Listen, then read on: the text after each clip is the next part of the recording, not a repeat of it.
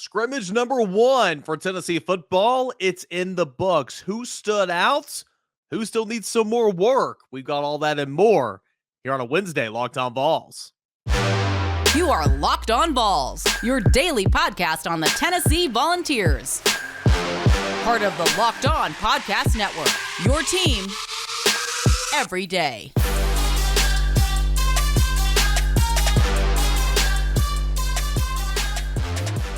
Hey everybody, what is up? Happy Wednesday and welcome into Locked On Vols. It is your team every single day. I am your host, Eric Kane. So glad to have you guys along for the ride with us here today as we continue on throughout the week. And today we are going to recap what Josh Heupel said. We're going to hear from Josh Heupel and discuss some notes that gathered on the Tennessee football scrimmage from Tuesday. And so looking forward to getting into that. Some good notes that we've got here. All that and more coming up on Locked On Vols. Josh Ward joining the show for a little Ward Wednesday action in segment 2. And then Saturday Down South put out their top 25 players in the SEC for the 2022 season. Who from the University of Tennessee makes their way onto that list. We will all discuss that and more here on a Wednesday show. So you can follow this podcast at _Canner on Twitter at Locked On Vols. Thanks so much for making Locked On Vols your first listen each and every day. We're the Locked On Podcast Network, your team every single day. And of course, you can find us on YouTube, subscribe wherever you find your podcast. Okay, so some news from scrimmage number 1 for the University of Tennessee football. I've got some notes here. I can't say everything, obviously, because don't want to burn anybody. But a couple of notes that I had, and from Josh Heupel, obviously, in his press conference, he did mention that Jeremy Banks had an interception on a really nice play where he read his key, burst out to the flat, and picked it off. I can say that interception came from Hendon Hooker. And that's nothing to be alarmed right there. I think it was a better football play than it was a bad throw or anything. If you're Jeremy Banks and you're in the center of the defense, say even if you have trips out the one side and you're bumped out a little bit, if you get your key, see that there's a screen coming in the flat for you to move from where you are in the middle of the field or from your position at middle linebacker and burst yourself all the way out to the flat and pick a ball off right before you tiptoe on that sideline, that's showing some athletic ability. So a really, really nice play apparently from Jeremy Banks in the scrimmage today. So Josh Heupel was forthcoming with that, said that was the only turnover created or only turnover on the day, but a really, really nice play from Jeremy Banks. Josh Heupel was really pleased with the run game on the day. I'll get to my notes here in just a moment, but with the run game on the day, saying that Jabari Small did a nice job moving the football up and down the field. Was really very, in particular, pleased with his freshman running backs and Dylan Sampson and Justin Williams-Thomas, which was their first action in a scrimmage type setting here for fall camp. Of course, Justin Williams-Thomas was here over the spring, got a couple of scrimmages in as well. But Josh Heupel, very pleased with his freshman running backs. Let's go ahead and hear from the head man. This is Josh Heupel on the young guns, Dylan Sampson and Justin Williams-Thomas. Those two guys just in training camp, obviously it's Dylan's first time working with us in live situations. He's grabbed on to playing, competing at this level, understanding how to function and operate within our offensive system. Does a great job of delivering blocks and is a willing blocker too. So really pleased with the progress he made. And Justin's come back a much different football player than he was as he finished spring ball. He made, I think you guys have heard me through the summer and even after the spring game, just talk about there's a lot of time before we get to training camp. He's taken advantage of that time and done a better job in pass pro, but done a better job with his pad level on contact, done a better job with reading his keys and making the right cuts. Again, that was Josh Heupel on the freshman running backs, Justin Williams-Thomas and Dylan Sampson. And it sounds like that they had a pretty good day. You saw on Instagram, the Tennessee posted that Dylan Sampson had a longer touchdown run, so that he found the end zone. So some good notes there. Josh Heupel also pleased with the work that they got in with situational football. They ran nearly 100 plays out there on Tuesday morning, so they were able to do some third and short, third and longs, goal line, even some overtime work, according to Josh Heupel. But getting to work some situational football and the emergence of some defensive linemen and how they need to continue to press in order to get this football team where it needs to get to. Here's Josh Heupel from Tuesday's press conference right after the scrimmage on situational football and his defensive line play. Yeah, we did do some situational football with everybody on both sides of football, offense and defense. There was some emphasis that we put, for offensively what they were looking for on some defensive look structure, whatever it might be, and vice versa. We were able to get some of that. I thought offensively they picked up those short yardage situations we're more efficient in what we're doing. Obviously, that's going to be critical to us offensively. A year ago, some of the struggles that we had in some of the games where we didn't play our best, the short yardage situations were a huge part of that, and not being able to get that next first down and get to the next set of downs. Defensively, I thought, red zone defense has been an emphasis for us. I thought that's something that today, they did a better job in. It's a point of emphasis as we've gone through training camp. It will continue to be on the back half of camp as well. Specifically on pass rush out of your front four, did you see more? Yeah, I do think that we're further and deeper than we were a year ago. We're not where we need to be and where I want to be. The veterans inside of our program have continued to get better. Byron Young, Tyler Barron, those guys have made significant increases from where they were when we stepped off the football field in the bowl game. We have some young guys inside of our program that feel like, if they keep growing and competing, have a chance to help us as we get into the season, and we need those guys to come on. And then finally from Josh Heupel, Rob Lewis asked this question in the press conference. He said, hey, I think we kind of take Hendon Hooker for granted, everything he did last year, but how did Hendon Hooker look on the day? We know, as I mentioned earlier in the show, that it was him that threw the interception to Jeremy Banks, but overall, that he had a couple of touchdown passes according to the release set out by the University of Tennessee. One of those went to Jacob Ward, I can tell you that right now. Plus, you probably saw that whenever they posted a picture of those guys celebrating post-touchdown. But how did Hendon Hooker look? Josh Heupel very pleased with where his senior quarterback is at this point in camp. Efficient, effective, handled the operation side of it extremely well. He's been in really good command of what we're doing offensively, keeping us out of bad plays, bad situations. Turning negatives into zero, been decisive, getting the ball out of his hands, complete command of what we're doing on the offensive side of the ball, run game and pass game, protections as well. Really pleased with his progress, through spring ball, but even after spring ball to where he is now. Did some really great things out there today. Yesterday had a great day too, and love where he's at. Keep fighting and be ready for week one. Go be your best. All right, again, that was Josh Heupel, Tennessee head football coach, on the scrimmage on Tuesday morning. And a couple other notes I'll kind of bring to the table here. I can tell you that it was J.J. Crawford that got the run with the first team, and he apparently had a really, really nice day. So did Gerald Mincy, who got some run with the ones as well, but primarily played with the twos on Tuesday. But he had a really nice day as well. It sounds like both those guys at left tackle that are competing are, had a really strong day on Tuesday. I think Gerald Mincy might have been one of the guys that sprung Dylan Sampson on that long touchdown run. And of course, J.J. Crawford, actually saw him coming out of the facility on Tuesday, stopped and talked with him for a moment, said, how'd you do? And he said, I'm really pleased with myself. I think that I did it really, really well today. And of course, that's all you can kind of hope for whenever you're in a battle at left tackle. And one of those scrimmages come up, and you leave those scrimmage, you feel good about your performance. So it sounds like Tennessee's left tackle position had a pretty good day, and Josh Heupel wouldn't really comment on that. Of course, got to go back and watch the film, but saying that both of those guys are progressing and moving right along, and yada yada yada, all that type of stuff. So hopefully we'll get a better idea exactly where that left tackle battle is, who leads. I still think it's J.J. Crawford. He's kind of been the one that steps up and reps with the ones at first the entire camp. He was here in spring while Gerald Mincy missed some time as a brand new transfer. So hopefully we'll get to see kind of that pecking order leaving scrimmage 2 on Sunday.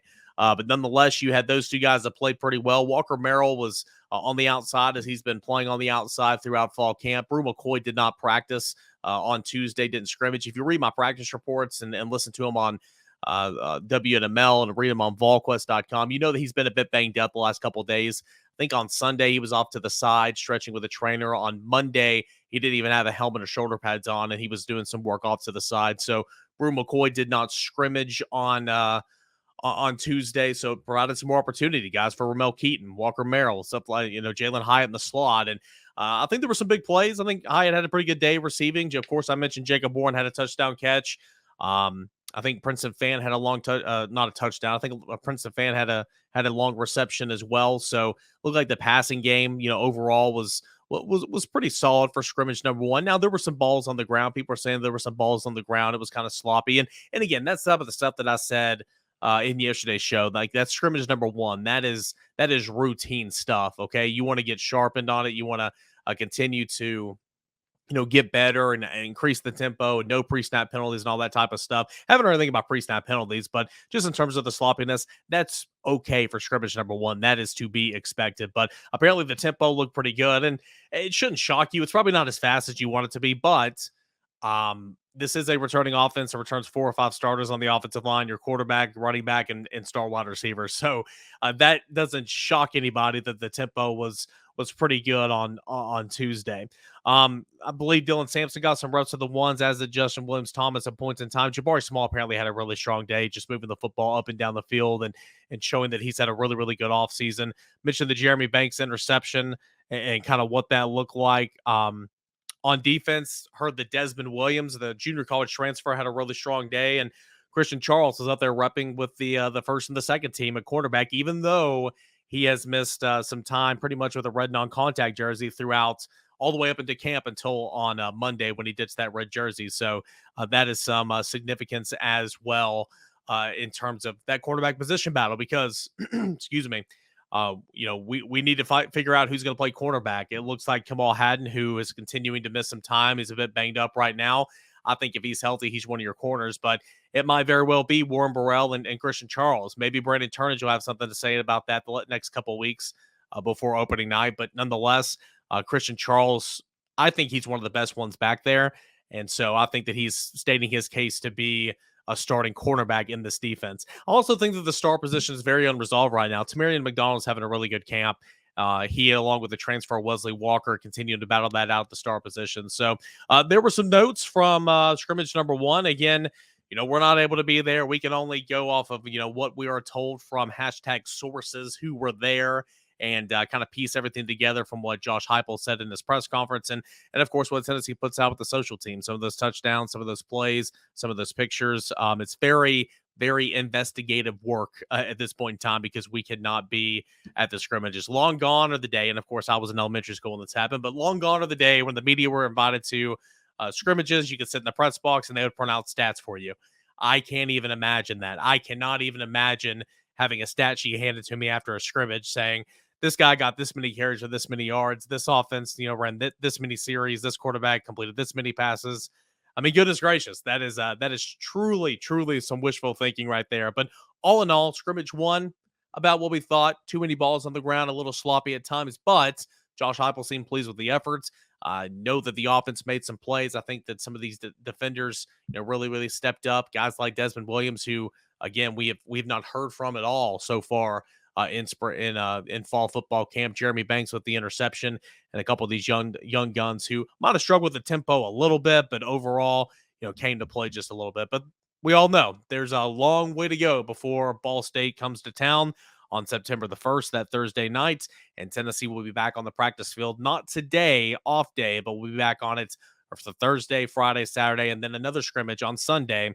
And look forward to bringing you some coverage of that. All right, we're going to have Josh Ward come up and join the show here in just one moment for a little Ward Wednesday action. But first, it's BetOnline.net, the fastest and easiest way to check in on all your betting needs. Find all your favorite sports and events with the #1 online source for odds, lines, and games. Find the reviews and news for every single league, including Major League Baseball, NFL, NBA, NHL, combat sports, esports, and even golf.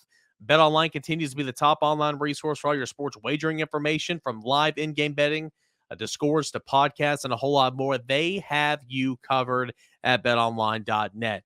Head on over to BetOnline today or use your mobile device. Learn about all the latest trends and all the action. BetOnline.net. It is where the game starts. All right, everybody, welcome back into Locked On Vols. And for the first time in what feels like an eternity, it's been about a month. On Wednesday, it will be Ward Wednesday. We're going to bring on Josh Ward, our good buddy, and a quick disclosure here, testing out a new software. So this is very much going to be an interview. We're going to get to some Tennessee stuff. Don't get me wrong, but if you're looking and you're watching on YouTube, you're going to see me pilfering around and trying some different things out right now. So with that being said, let's add our buddy Josh Ward to the screen. Everybody listening right now, just bear with us. Josh, you look clear. How are you? Hey, doing okay. Hopefully it stays that way. I'll be your guinea pig, no problem. All right, check this little number out down here, a little rolling, little Josh Ward at the bottom. Okay, we are on our way. Josh, make sure to follow me on Twitter, everybody, please. Thank you. On YouTube, it's right there. You see it at Josh_Ward. Didn't have time to make him a lower third, but Josh, Tennessee now in week 2 of fall football camp. Scrimmage number 1 happened yesterday, and overall it kind of seemed like very much a first scrimmage. Too many balls on the ground, a little sloppy at times, but there were a number of players from the word around campus that stood out. Yeah, offensively, I think Hendon Hooker continues to just show that he is the guy. Not that there's any question, but part of the conversation has been progression. What kind of progression will Tennessee see from Hendon Hooker? And I think he's comfortable being the leader of the offense, as this time a year ago, he's trying to figure out the offense and compete for a starting position. But then what about around Hendon Hooker? So I think the same applies to Cedric Tillman. He's the guy as your number 1 wide receiver. What about opposite? Well, Brew McCoy is somebody to pay attention to, but not being able to go right now because of physical reasons. There's still the question about his clearance to be able to play. But Walker Merrill is a wide receiver that's getting attention right now. And he didn't probably have his name mentioned a lot during the summer. It was more Jalen Hyatt and Brew McCoy and maybe the Jimmies being talked about, Callaway and Holiday. But Walker Merrill has a chance. And Ramel Keaton's there in the mix. He needs to step up. He's an older guy. And then running back, Jabari Small is leading the way. Dylan Sampson is catching eyes. I think a lot of people said, okay, that guy fits in offensively. And Justin Williams-Thomas, I think, is still going to have a chance to help at running back as well, because right now, Lynn J. Dixon working his way in and Jalen Wright trying to work his way back. So on the offensive side, I think it stands out there. Secondary, just a ton of competition, right? Wouldn't you say that on the defensive side? Is they're trying to get Kamal Haddon back? I think that's really important. Yeah, I think Kamal Haddon, if healthy, is going to be a starting cornerback. I think he's one of the more talented guys back there. We saw a flash of that in the Music City Bowl, of course. It looked like his shoulder was popping in and out the entire game. Is still able to have an interception. It got a little bit of run as the year went on last year, but he's not been out there the last couple of days. So getting him back, health is a priority there. Thought it was notable that Christian Charles was back scrimmaging. He had a red non-contact jersey on pretty much all spring up until the day before the scrimmage, and he was up there with the first and second group getting some reps in. A lot of competition back there. But let's go back to a name that you mentioned here a moment ago. Freshman Dylan Sampson, very much kind of a buzz right now in fall camp. And I love this story because he's very much an underdog, because he was the first running back committed to the class for 2022. Yet all the hype went to Justin Williams-Thomas. And I think Justin Williams-Thomas is going to be a fine player. But right now, the buzz is on Dylan Sampson, the guy that got here in June, a guy that's a little bit undersized. What have you heard? What do you like about his fit in this offense? And just because the position is so thin, I think we're going to see a lot of 24 Dylan Sampson this year. We love home run hitters, right? Well, yeah. He has the ability to hit home runs out of the backfield, and that burst, that acceleration, Tennessee needed to add speed, and he would be on the list of players who should help Tennessee do that. And he hasn't been talked about much because there has been more conversation around Justin Williams-Thomas, who's a bigger back compared to Sampson, but a guy that will have opportunities to make plays. Let's see if Jalen Wright can hold up.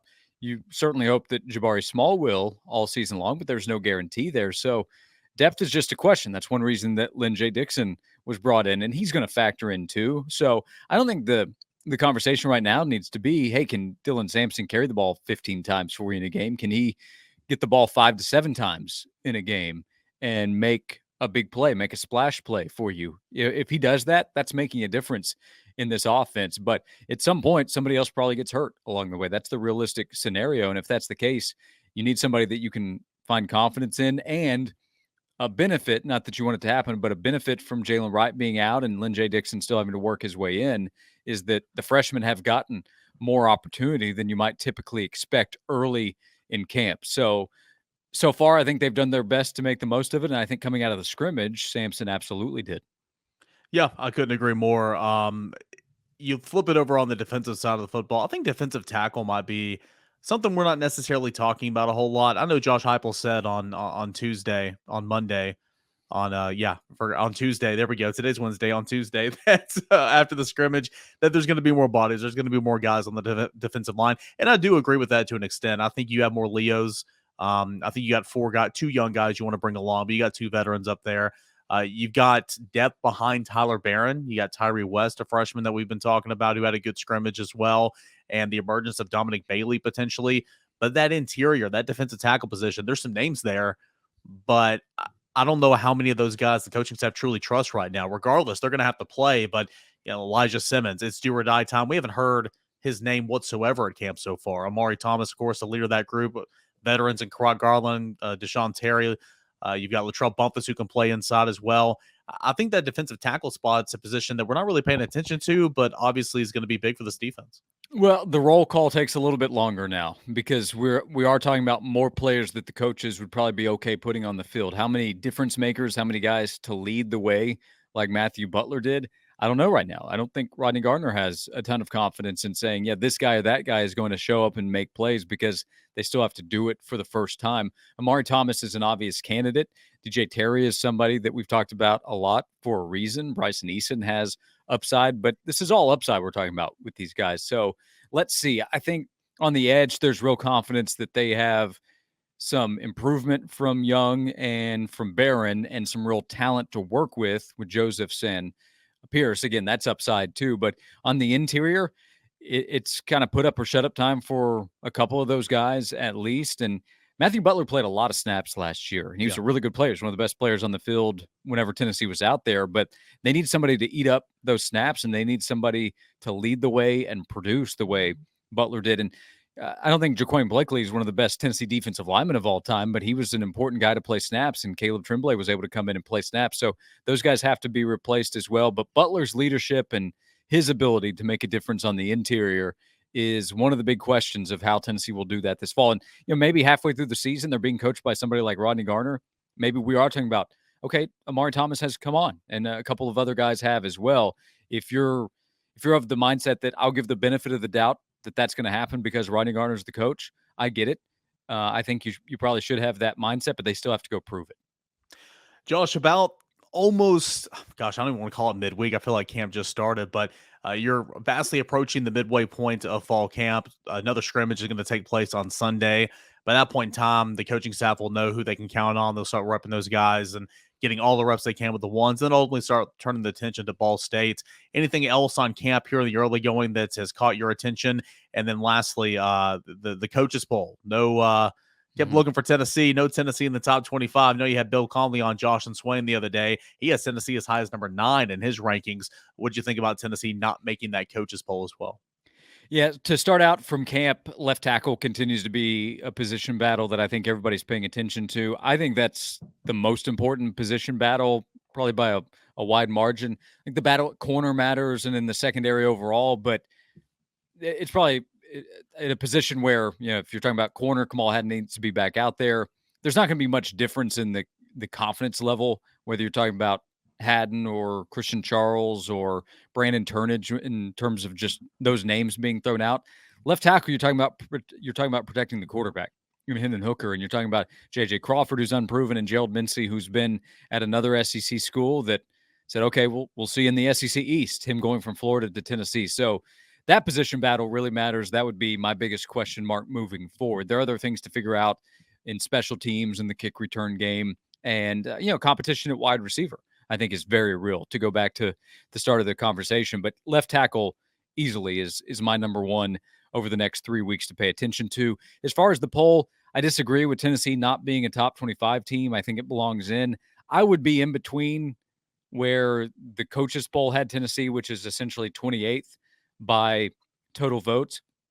And then where you mentioned Bill Conley has Tennessee, and they might drop a spot or two, but right around the top 10 by the time the final SP Plus projection comes out. I'm not ready to say Tennessee is a top 10 team. And even Bill said the projection is more like 8.5 wins. So 8-4, 9-3.